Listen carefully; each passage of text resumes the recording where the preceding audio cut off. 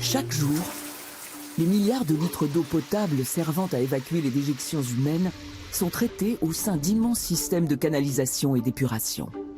Ici, c'est le géant de l'épuration. Ces installations empêchent la formation d'odeurs nauséabondes et la prolifération des maladies. L'hygiène et la santé sont les priorités absolues.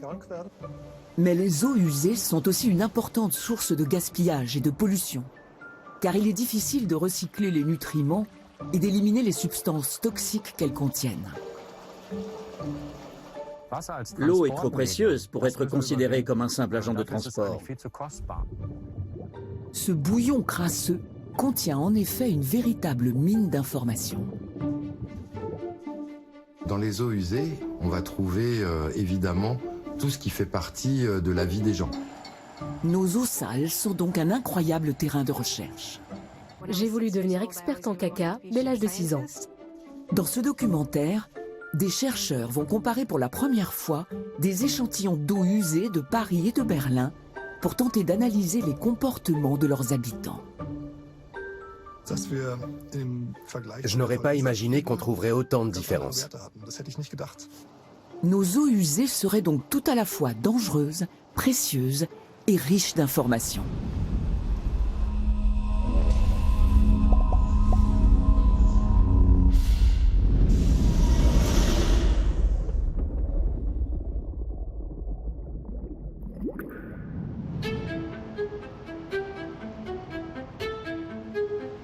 Les promeneurs qui flânent sur les quais de Seine sont loin d'imaginer qu'un réseau vaste et complexe se cache sous leurs pieds. Les entrailles de la ville sont parcourues par 2600 km de canalisation, soit la distance qui sépare Paris et Saint-Pétersbourg. Ce monde en flux constant, baigné d'odeurs nauséabondes, fait partie du quotidien d'Olivier Rousselot.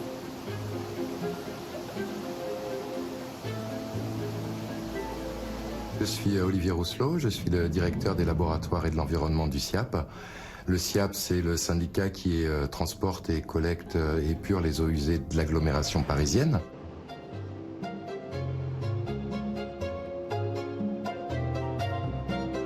Le SIAP traite quotidiennement 2,4 milliards de litres d'eau, soit l'équivalent de 1000 bassins olympiques.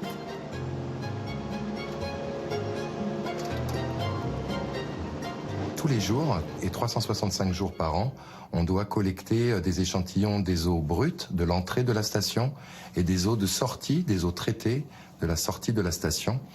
Et c'est fait toute l'année, donc le samedi et le dimanche, les échantillons sont réfrigérés, on les traite le lundi. Et donc on doit le faire tous les jours de l'année. Et donc ensuite, les échantillons sont amenés au laboratoire pour faire les analyses qui sont demandées par la loi. Les prélèvements du jour sont effectués dans un but bien précis. Ils vont voyager jusqu'à Berlin, où ils seront examinés.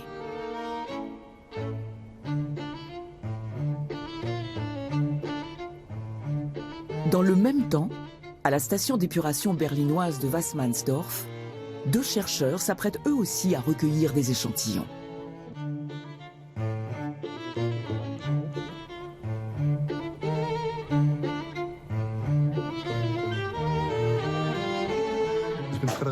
Je m'appelle Frédéric Zitschmann et je suis responsable de l'analyse des eaux d'épuration. Je contrôle ce qui entre dans la station, ce qui s'y passe et ce qui en sort, pour déterminer si l'eau traitée peut être restituée à la nature sans danger. Mais que recherchent exactement ces scientifiques français et allemands? Dans un premier temps, ils vont mener une étude comparative portant sur plus de 80 substances contenues dans les rejets parisiens et berlinois.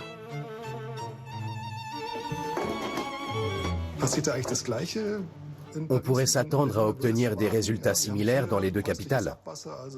Après tout, on évacue tous des eaux usées lorsqu'on tire la chasse. En revanche, les intrants industriels ne sont peut-être pas les mêmes. Ça peut donc être intéressant de voir ce que les gens consomment, en analysant les micropolluants par exemple, c'est-à-dire les résidus de médicaments, de produits chimiques industriels, ou de drogue. C'est difficile de dire à l'avance ce qu'on peut attendre d'une comparaison entre Berlin et Paris. Mais je dirais deux choses. Pour les paramètres classiques, azote, phosphore, demande chimique en oxygène, on devrait trouver des choses assez équivalentes. Par contre, sur ce qu'on peut trouver quand on regarde les microtraces, les micropolluants, donc là, on peut peut-être mettre en avant des différences d'habitudes alimentaires ou de soins. Au cours des prochaines semaines, nos eaux sales vont être passées au crible. Cette étude est soutenue par un des plus grands instituts d'analyse d'eau usée au monde, le Institute for Analytical Research de l'université Fresenius à Idstein en Allemagne. Thomas Knepper, le chef de laboratoire, est chargé de rechercher des microtraces dans les échantillons.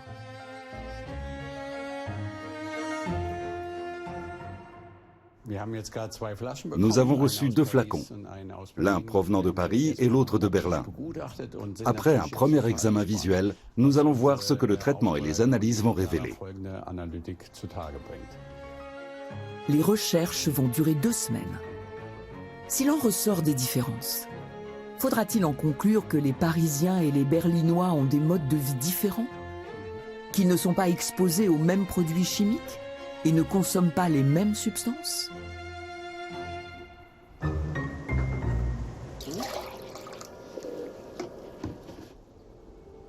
Un événement récent de notre histoire illustre la richesse des informations contenues dans les eaux usées. Au printemps 2020, afin de limiter la propagation du coronavirus, les commerces, restaurants et administrations de toute l'Europe ferment leurs portes. Les gouvernements mettent en place des mesures de restriction de circulation. Mais les hôpitaux restent surchargés. L'incertitude règne sur le nombre réel de personnes infectées. Les scientifiques travaillent d'arrache-pied pour lever les zones d'ombre. Le virologue français Sébastien Wurtzer, de la Société de gestion des eaux de Paris, fait partie des experts mobilisés depuis le début de la crise. Son travail consiste à rechercher des agents pathogènes dans l'eau potable et les eaux souillées. Le suivi des eaux usées pour regarder la présence de pathogènes, c'est pas quelque chose de nouveau. Mais c'est vrai, ce qui est un peu nouveau, c'est d'arriver à le quantifier dans les eaux usées et d'arriver à faire le lien avec l'état sanitaire de la population. C'est en 2015 que Sébastien Wurtzer est parvenu à établir cette corrélation grâce aux virus intestinaux. Ces virus sont présents dans les selles des personnes malades sous forme de particules qui sont rejetées dans les canalisations puis les stations d'épuration. Sébastien Wurtzer a démontré que plus les eaux usées étaient chargées en particules virales, plus le nombre d'infections était élevé.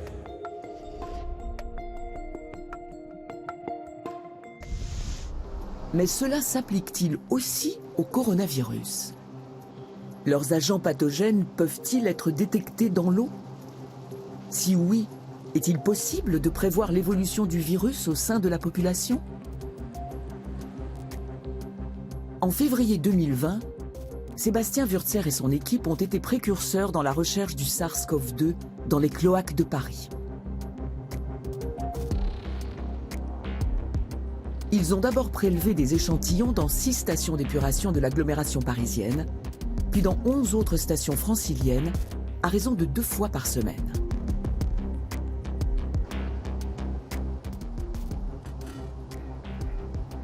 Évidemment, c'est assez compliqué d'avoir un échantillon parfaitement représentatif de ce qui circule, puisqu'il y a des énormes débits d'eau usée et qu'à un moment donné, il faut trouver une solution. Si la présence de traces de coronavirus était constante, leur concentration variait d'une semaine à l'autre. L'équipe de recherche a trouvé une explication surprenante à ce phénomène.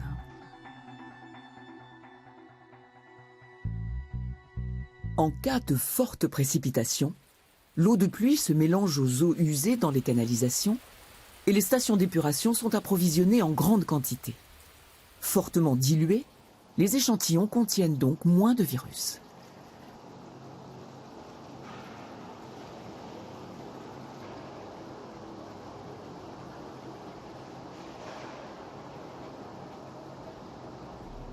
Un algorithme informatique permet désormais à Sébastien Wurtzer de suivre ces variations. Les données ainsi obtenues lui indiquent l'état de propagation du coronavirus.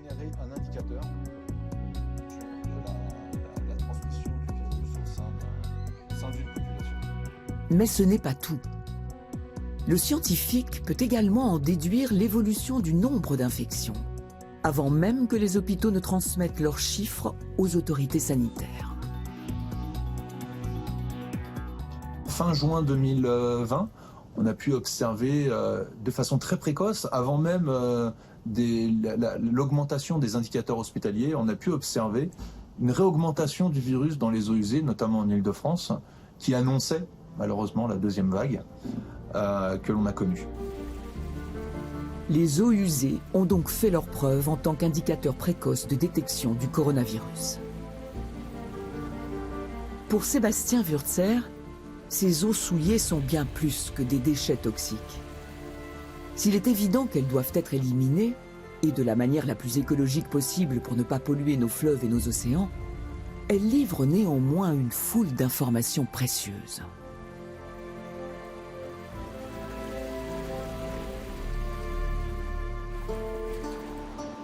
Le traitement des eaux souillées est relativement récent dans notre histoire.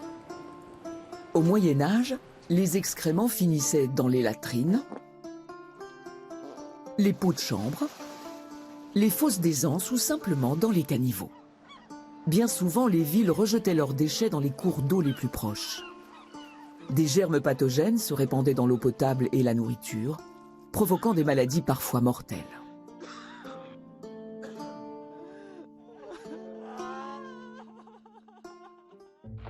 Le premier système de canalisation de grande envergure a été construit à Londres en 1859. D'autres métropoles européennes et américaines ont rapidement suivi l'exemple. À Chicago, des parcelles de terrain et des immeubles ont été surélevés de plusieurs mètres pour permettre l'écoulement des eaux sales dans cette ville particulièrement plane. Une fois dotées d'égouts, les villes ont libéré leurs eaux non traitées dans les rivières, les mers et les océans. Mais l'accumulation des impuretés s'est révélée désastreuse pour la faune. Au XXe siècle, enfin, on installe les premières stations d'épuration, capables d'assainir les déjections humaines avant qu'elles ne se dispersent dans la nature. Ces nouvelles installations sont une véritable révolution pour la santé publique, même si elles présentent quelques inconvénients. La quantité d'eau utilisée chaque jour à travers le monde pour tirer la chasse de nos toilettes est 6 fois supérieure à la consommation d'eau quotidienne de tout le continent africain. De plus, construire et entretenir des systèmes de canalisation et d'épuration représente des coûts énormes. Le centre de contrôle des canalisations de Berlin assure la surveillance des 9600 km d'égouts de la capitale allemande. Plus de 300 pompes transportent les eaux usées de 3 600 000 habitants jusqu'aux stations d'épuration. En cas de dysfonctionnement, une alarme retentit dans la salle de contrôle.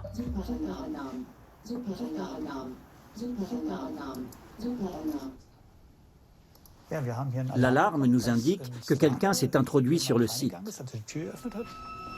Après avoir mené l'enquête, l'équipe du centre de contrôle découvre qu'un employé est entré dans une station de pompage sans notification préalable.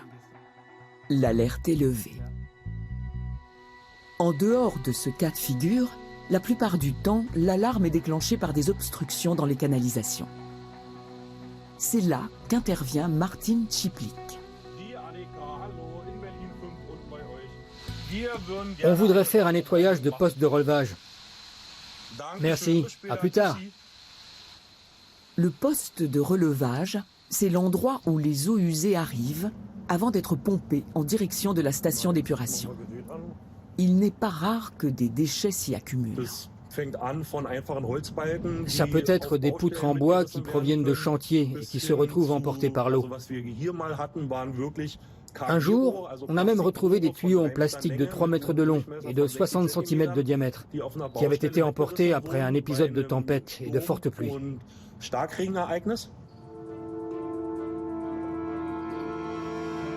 Outre les objets drainés par les fortes pluies jusque dans les égouts, les matières fécales nécessitent à elles seules un important travail de nettoyage.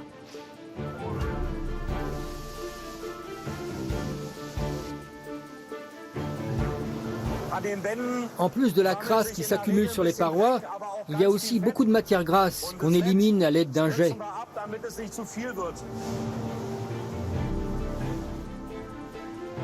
L'un des plus gros problèmes est celui des lingettes, qui n'ont rien à faire dans nos égouts.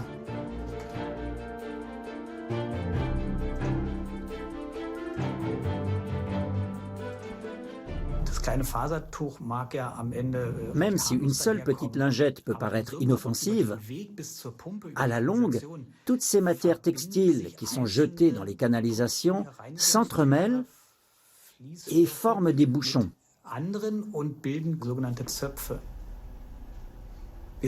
D'après nos calculs, elle coûte quasiment 1 million d'euros supplémentaires par an aux sociétés de distribution des eaux. Je ne parle pas des opérations de nettoyage standard, mais uniquement des mesures spécifiques qui doivent être mises en place pour éliminer ces bouchons. À Paris aussi, la municipalité redouble d'efforts pour lutter contre l'obstruction du réseau. L'une des méthodes employées est celle du bateau-vanne. Un navire long de plusieurs mètres, manœuvré par des égoutiers, qui avancent en chassant l'eau et les déchets devant lui.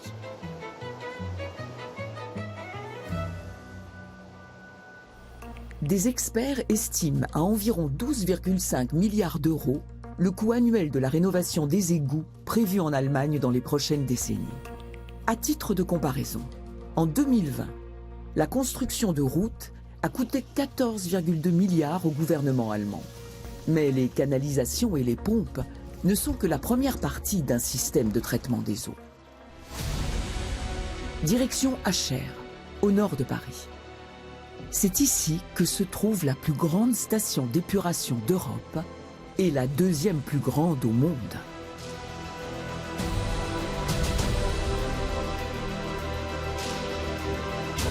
Ici, c'est le géant de l'épuration. On l'appelle souvent comme ça. C'est une des installations les plus importantes au monde, par sa taille, par les débits traités, par la quantité de pollution éliminée. Cette station ici, aujourd'hui, peut traiter à peu près 5 millions d'équivalents habitants, ce qui représente par temps sec, comme aujourd'hui, 1,5 million de mètres cubes par jour. Donc ça, c'est pas anodin, c'est beaucoup. Sur le principe, le site d'Achères fonctionne comme n'importe quelle autre station d'épuration, mais en beaucoup plus grand. À l'intérieur de ces caissons, des tamis filtrent les déchets par tonnes. Des tissus aux mégots de cigarettes, en passant par le papier toilette et les bouteilles. On va pouvoir retirer jusqu'à une benne d'ordures ménagères par jour de mégots de cigarettes, où là on va après au niveau sur un tamisage, donc sur des mailles plus fines que sur celles qui sont sur les dégrilleurs grossiers ou les dégrilleurs fins, on va pouvoir retenir justement ces déchets qui sont plus fins. L'eau est ensuite stockée dans des bacs de décantation afin d'en extraire les graisses issues des restes de nourriture et le sable drainé par la pluie.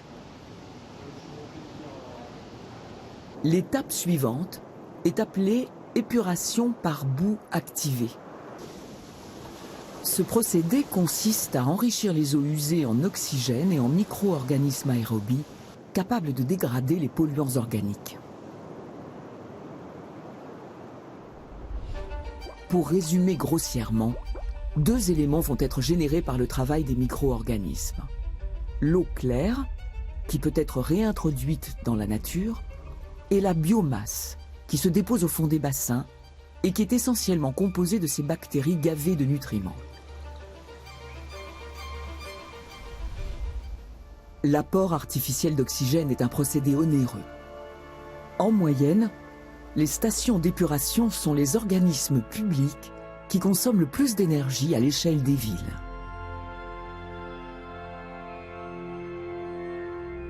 Par ailleurs, ce système est fragilisé par les retombées du dérèglement climatique.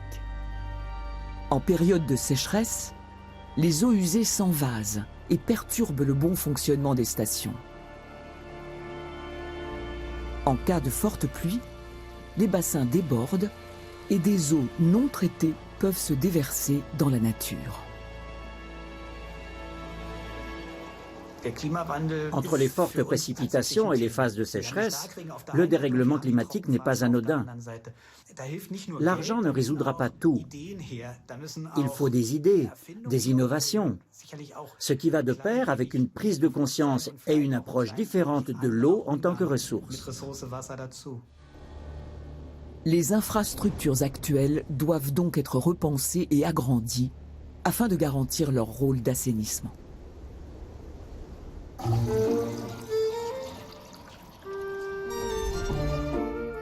Retour au laboratoire. Les scientifiques français et allemands analysent les premiers résultats. Alors là, donc, on a le rapport d'analyse avec les principaux résultats qui ont été réalisés par le laboratoire. À Paris, comme à Berlin, ces analyses ont révélé la présence de substances bien connues. Sans surprise, l'élément principal sur l'échantillon d'1 litre est l'eau.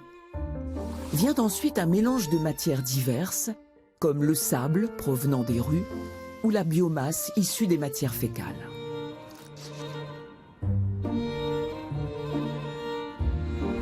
Le troisième élément regroupe le carbone, le phosphore et l'azote éliminé par l'urine et les excréments et déjà en partie dilué dans l'eau.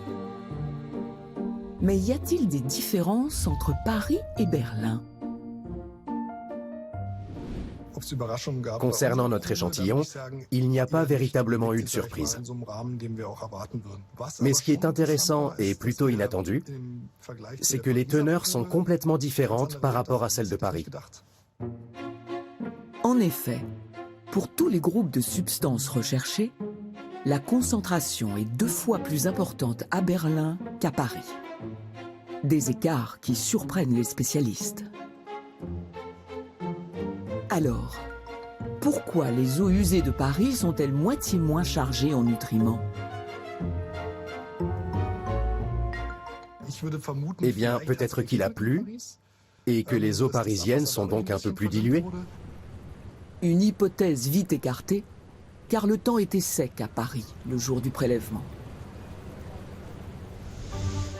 Nos habitudes de consommation pourraient-elles expliquer ce phénomène? Un Berlinois consomme environ 110 litres d'eau par jour entre la cuisine, les toilettes et la salle de bain, contre 120 à 150 litres pour un Parisien. L'écart est trop faible pour justifier une différence de concentration allant du simple au double. En Allemagne, on nous inculque très tôt qu'il faut économiser l'eau. Il est probable qu'on se douche moins longtemps, ou bien qu'on ait des machines à laver plus performantes et moins gourmandes. Et les Français sont peut-être un peu moins rigoureux dans leur consommation d'eau. Autre raison possible. Certains tronçons des canalisations parisiennes, vieilles de 150 ans, sont en très mauvais état. Si bien que de grandes quantités d'eau souterraine, mais aussi des écoulements provenant de chantiers ou d'opérations de nettoyage, s'infiltrent dans les égouts. Pour autant, la vétusté n'explique pas à elle seule une telle différence entre Berlinois et Parisiens. La majorité des nutriments présents dans les eaux usées sont absorbés par des micro-organismes. Ils se retrouvent alors dans la biomasse qui se dépose au fond des bassins d'épuration. Une fois déshydratée, cette boue est incinérée pour produire de la chaleur ou de l'électricité. Ces nutriments sont détruits au cours de ce processus ou bien éliminés avec les cendres. Parmi les nutriments détruits, le cas du phosphore est particulièrement problématique. Matière première de plus en plus rare, les experts estiment que les réserves naturelles des mines marocaines, chinoises et américaines seront épuisées d'ici 50 à 100 ans. Alors, ne pourrait-on pas récupérer le phosphore présent dans les eaux usées? C'est le défi qu'a choisi de relever Michael Kempf, le directeur de la station d'épuration de Wassmannsdorf.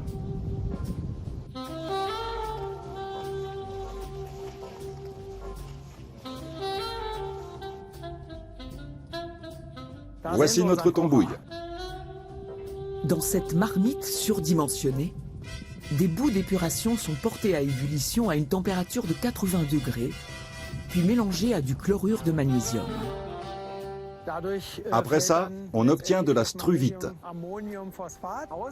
Grâce à ce procédé, la struvite, composée de magnésium, d'ammonium et de phosphate, se dépose au fond de la cuve. Une fois séchée, elle se présente sous la forme d'une poudre grisâtre et recèle environ 10% du phosphore issu des bouts d'épuration. Une fois extraits, ces phosphates peuvent être utilisés comme engrais.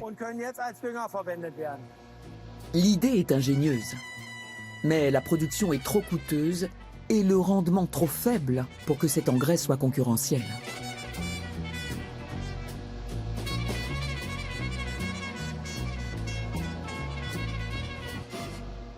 À Stuttgart, les chercheurs de l'Institut Fraunhofer développent une piste plus rentable. Extraire le phosphore, non pas à l'aide d'un produit chimique, mais grâce à l'électricité. Le procédé consiste à déverser les eaux usées dans un réservoir équipé d'une cathode et d'une anode, ce qui correspond aux deux pôles d'une batterie. Ici, la cathode a la particularité d'être constituée de magnésium pur. Lorsque le courant la traverse, elle libère des ions de magnésium qui se lient à l'ammonium et au phosphate présent dans l'eau pour former de la struvite. Le résultat est similaire à l'engrais produit à Berlin. En revanche, sa fabrication est beaucoup moins énergivore.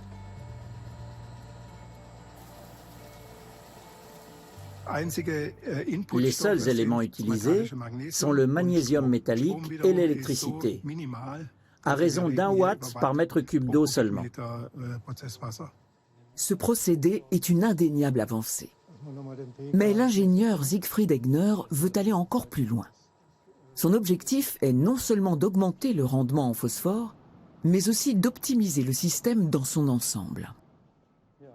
Il a donc imaginé la station d'épuration du futur comme une bioraffinerie qui revaloriserait les bouts d'épuration, ainsi que les déchets organiques, les graisses de cuisson et même le purin des animaux de ferme.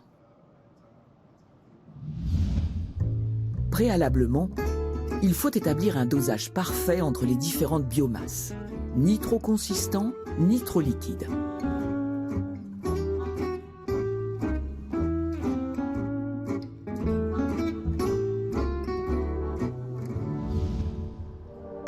La formule magique sera testée dans une installation composée de 15 modules. Les modélisations des chercheurs ont déjà démontré que ce nouveau système produira plus d'énergie qu'il n'en consommera, tout en collectant de grandes quantités d'azote et de phosphore. Le taux de récupération du phosphore est de plus de 90%. Pour l'azote, malgré quelques pertes, on est à 70%. L'idée est aujourd'hui en passe de devenir réalité. Siegfried Egner et son équipe sont en train de construire la première station pilote pour la ville de Paris. La phase de test débutera l'année prochaine. Nous mettons au point 3 modules totalement inédits.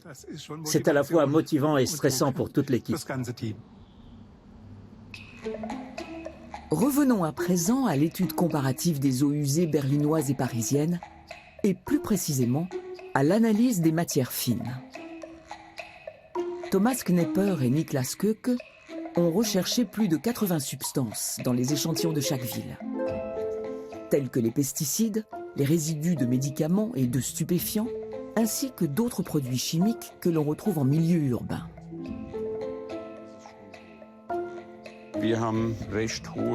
On a relevé un taux élevé de paracétamol dans les stations d'épuration de Paris. Il s'élève à 0,1 mg par litre, ce qui est très inhabituel. À Paris, les eaux usées contiennent 3 fois plus de paracétamol qu'à Berlin. La différence est frappante.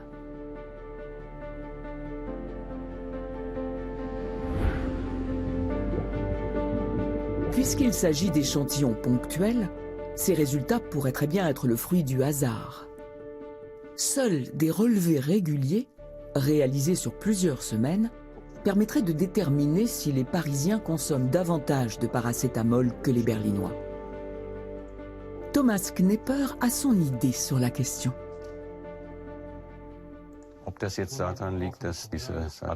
C'est une hypothèse, mais cela pourrait s'expliquer par le fait que ce médicament est délivré uniquement sur ordonnance en Allemagne, alors qu'en France, il est en vente libre. Il faudrait aussi creuser du côté des habitudes en matière de consommation dentalgique. Pour illustrer à quel point les rejets humains sont révélateurs du quotidien d'une ville, il faut s'intéresser à la catégorie des stupéfiants. De ce côté-là, les analystes ont trouvé un large éventail de produits. Pour la cocaïne, il n'y a quasiment pas de différence entre Paris et Berlin.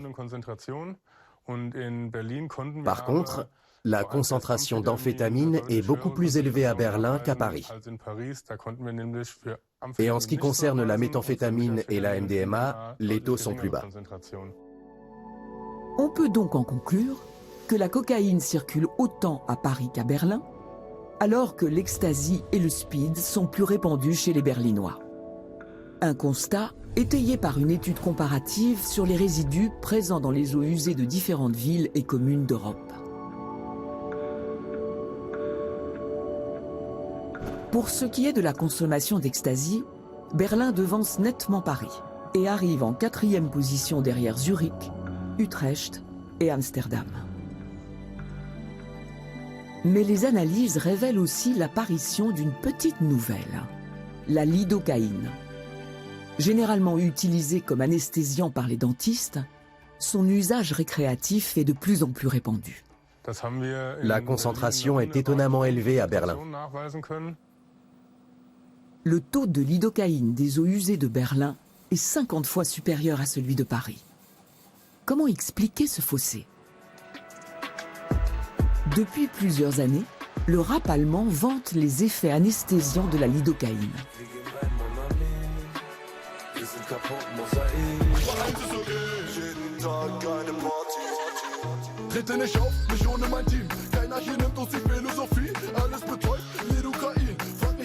Ce culte de la drogue est-il responsable des résultats observés à Berlin? Cela pourrait être une hypothèse, selon vous? Difficile à dire. La lidocaïne est utilisée comme additif dans la cocaïne pour, entre guillemets, valoriser le produit et éviter d'engourdir la langue. Thomas Knepper et Niklas Köke participent également à un projet de recherche en coopération avec la police criminelle fédérale allemande. L'objectif est d'utiliser la piste des eaux sales pour repérer les laboratoires de fabrication de drogue et d'explosifs.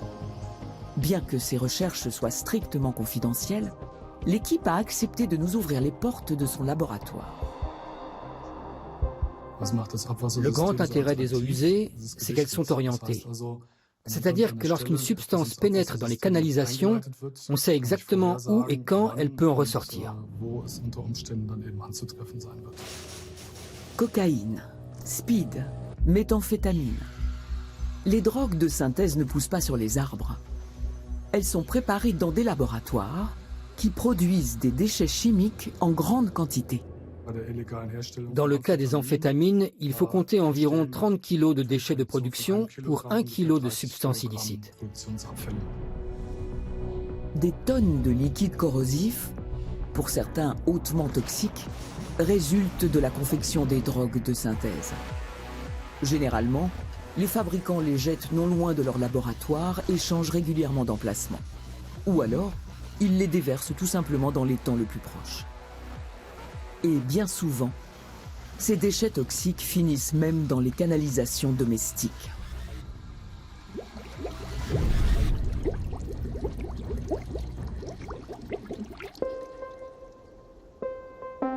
Inspecter nos égouts serait donc un moyen de démasquer des criminels?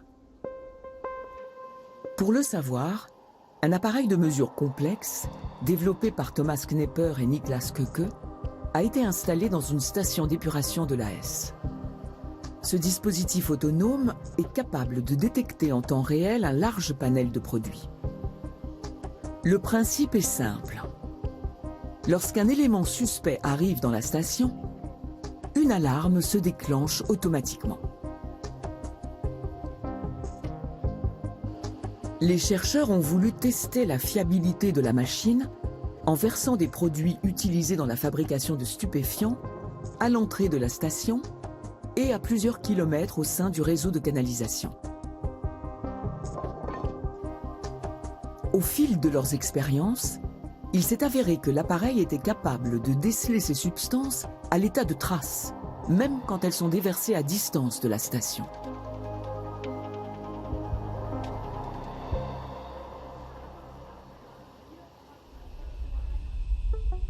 Grâce à ces informations, les enquêteurs pourraient infiltrer nos égouts, prélever des échantillons à n'importe quel endroit et remonter jusqu'au laboratoire secret.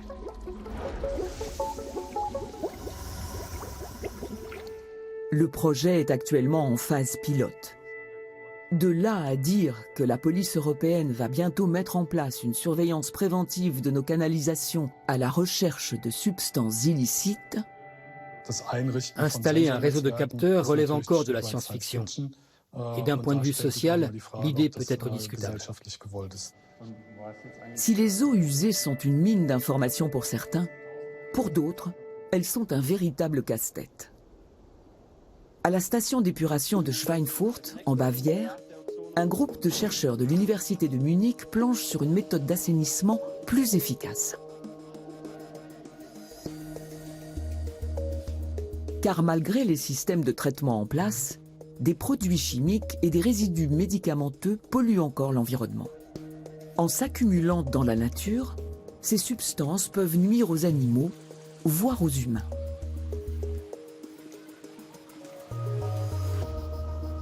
Le directeur du projet, Jörg Drewes, veut changer les choses. Son objectif ?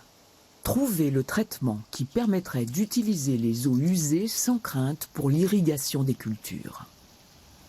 Ce concept de recyclage est totalement inédit.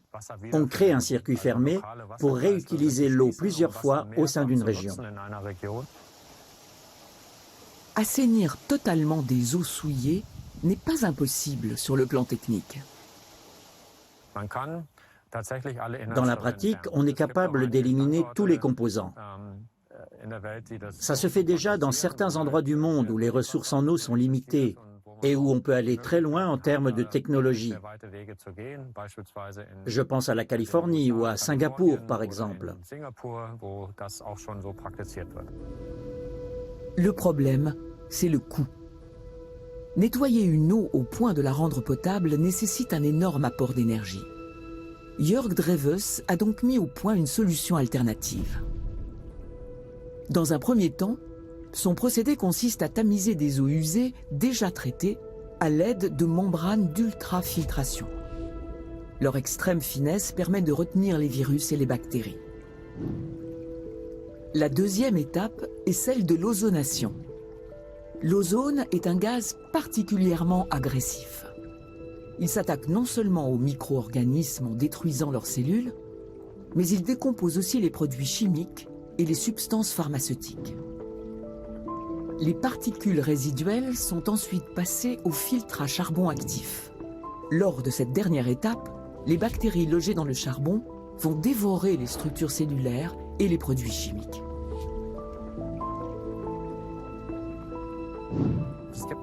On ne peut pas se reposer sur un seul procédé. Il faut en combiner plusieurs et avoir recours à différents mécanismes d'assainissement, qu'ils soient biologiques, chimiques ou physiques.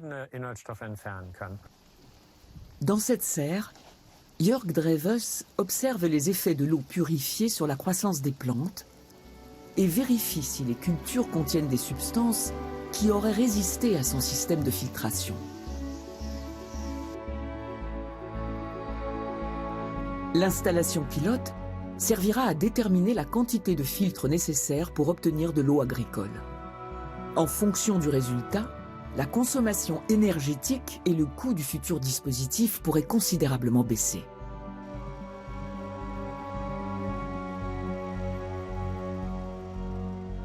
En attendant, chacun peut agir à son échelle. Nous devons changer nos habitudes en matière de produits chimiques. Les médicaments périmés n'ont rien à faire dans les toilettes. Il faut les rapporter à la pharmacie. Et on ne déverse pas non plus les produits d'entretien dans les toilettes. On les jette à la poubelle. C'est à cause de ce genre de comportement que traiter l'eau demande autant de travail. Investir dans des filtres onéreux pour récupérer les déchets chimiques de la vie moderne. Cette solution ne va pas assez loin pour certains chercheurs, qui proposent un changement beaucoup plus radical. Nous voici au laboratoire de l'Institut EAWAG en Suisse.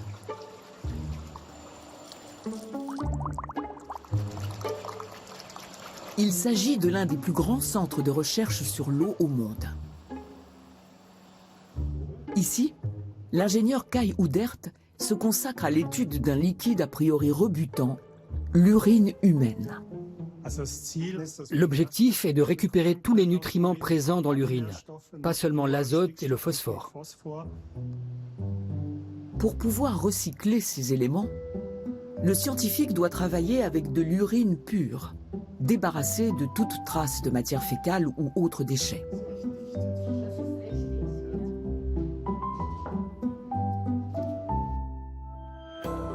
Cette opération sensible est possible grâce au Water Hub, un dispositif installé dans ce bâtiment de recherche, unique en son genre, qui accueille des appartements, des bureaux et des salles de réunion.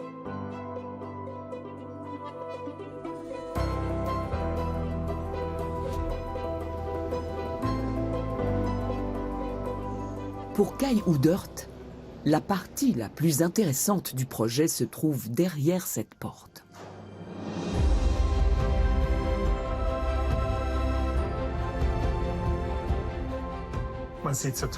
Ça ne se voit pas, mais ce sont des toilettes séparatrices. C'est-à-dire que l'urine coule le long de la paroi et pénètre dans une petite ouverture. Quand on tire la chasse, l'eau passe par-dessus cette ouverture et ne coule presque pas dans le siphon à urine. Grâce à l'effet Coanda ou effet théière, la majorité de l'urine s'écoule par un petit orifice situé sous la partie bombée. Le jet destiné à chasser les déjections jaillit par-dessus l'orifice en question. Les différentes eaux usées sont ensuite acheminées vers le sous-sol dans des canalisations distinctes, afin de séparer les eaux grises peu polluées de la douche ou de la machine à laver des eaux de vaisselle qui contiennent de la graisse et de l'huile.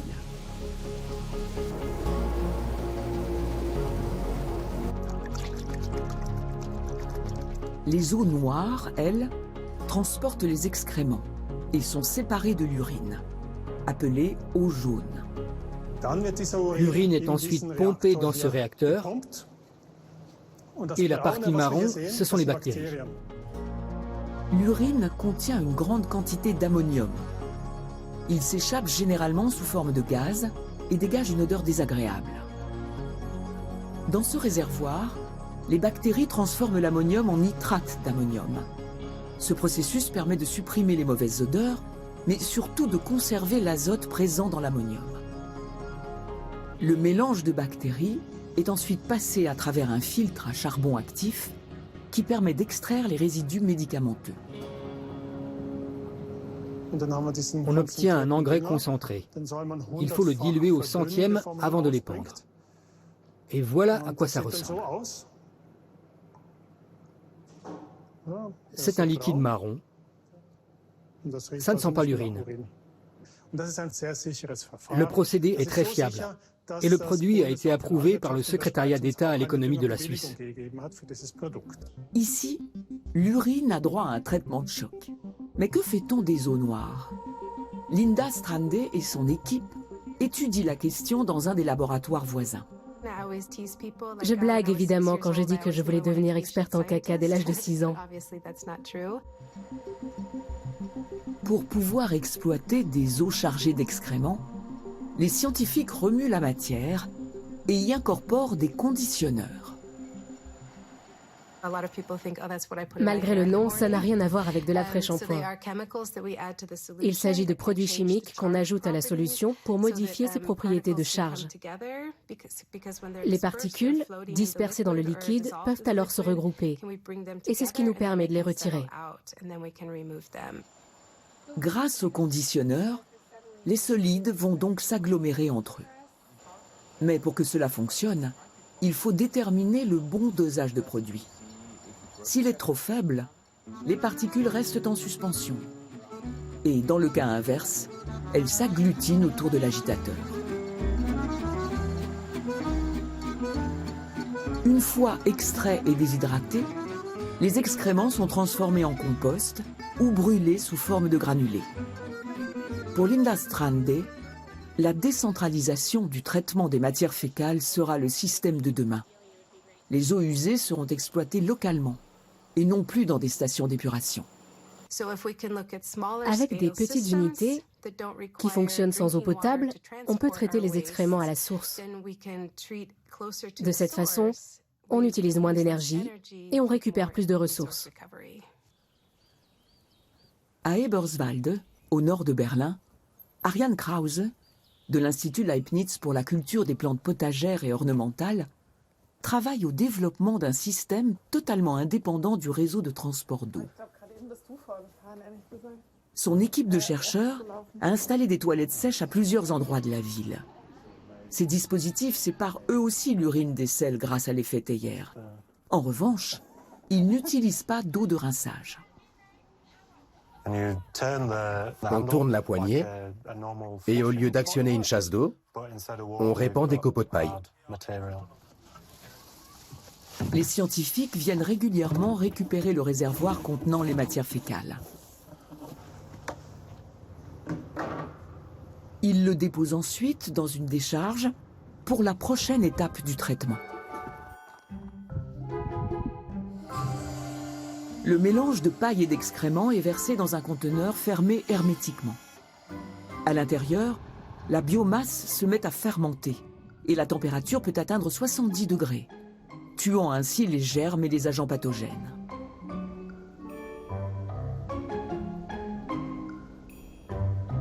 La phase de compostage commence 7 semaines plus tard. Ariane Krause et son confrère mélangent le fumier avec du charbon de bois et des minéraux en prenant soin de le retourner régulièrement.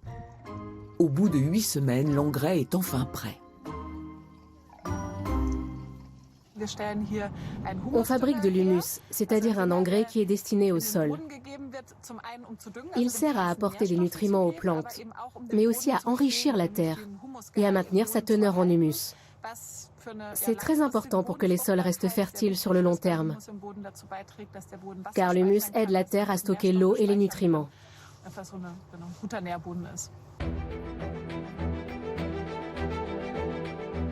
Comme la majorité des substances pharmaceutiques sont évacuées dans l'urine, le compost n'en contient que très peu. Mais Ariane Krause nous explique qu'elles sont très difficiles à éliminer.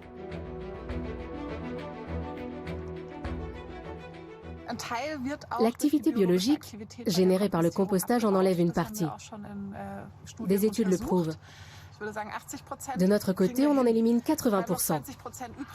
Aujourd'hui, ce pourcentage est nul dans la plupart des stations d'épuration. On nous demande d'atteindre les 100%, mais c'est difficile sur le plan technique. À l'avenir, les toilettes sèches pourraient remplacer les toilettes chimiques dans les festivals, lors des événements de rue ou sur les chantiers. Mais traiter les déchets humains dans des agglomérations comme Paris ou Berlin sans utiliser une seule goutte d'eau serait un changement radical. Réorganiser le système actuel serait extrêmement coûteux. Et l'idée de devoir collecter ses propres déjections est encore loin de faire l'unanimité auprès des foyers.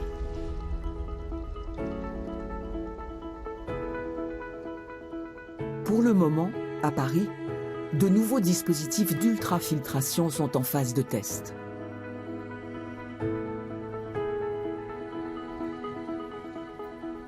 Ça va se faire dans cette deuxième partie où en fait nous avons installé des membranes d'ultrafiltration. 0,035 microns, c'est vraiment tout petit. Améliorer le fonctionnement de ces stations d'épuration permettrait à Paris de réaliser son rêve. Organiser les épreuves de natation des Jeux Olympiques de 2024 dans la Seine, au pied de la Tour Eiffel. À Berlin aussi, des travaux sont entrepris pour optimiser le réseau d'assainissement grâce à un système d'ozonation et un nouveau filtre à phosphore.